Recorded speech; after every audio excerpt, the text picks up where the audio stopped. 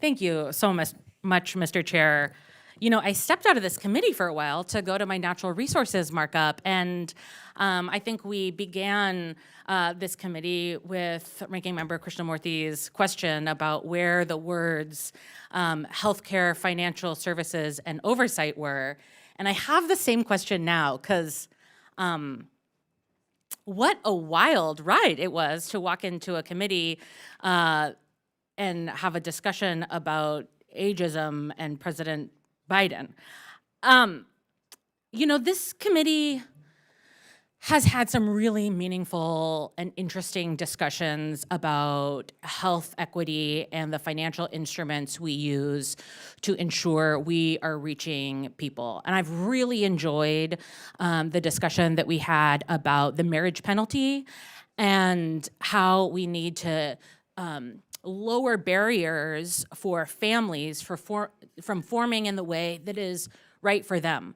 There's no reason to have an unnecessary barrier if a family wants to get married when they have children, and they shouldn't be kicked off of the support that is allowing them to thrive just because they get married. Because that costs the American people more in tax dollars in the long run if their child gets on public assistance because they have higher ACEs scores. I'm sure many of us have dug into the social determinants of health.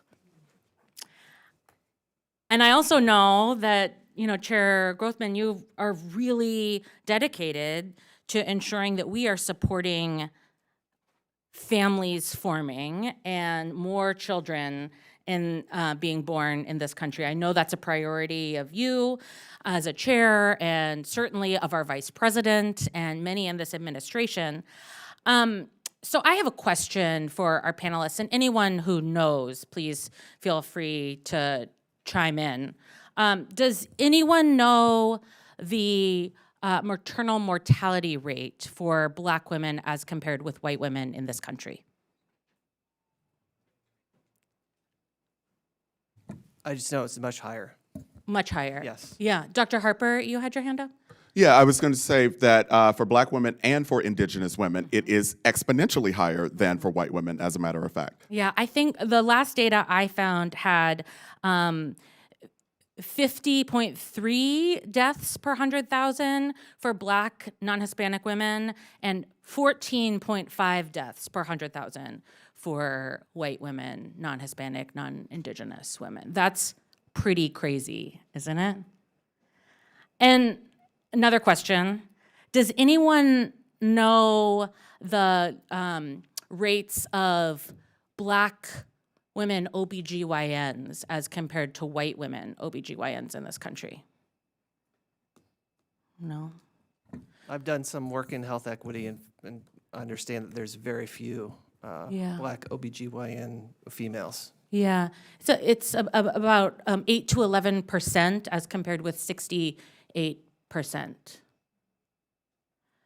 Now, it seems like there hasn't been a lot of study from members on this panel on this, certainly majority witnesses on this correlation, but it's there. Like that data is there. We know that when individuals have providers that share their life experience, that understand the challenges that they face, that share cultural connectivity, we have higher health outcomes. That data exists. And we have seen incredible work in states that have pushed to lower their maternal mortality rates by increasing representation of providers of color. Mike, you can roll your eyes all you want. I see some eye rolls on the panel. But it's true. And if we allow one party in this country to wage a war on DEI by calling it reverse racism, but let Black women die in this country,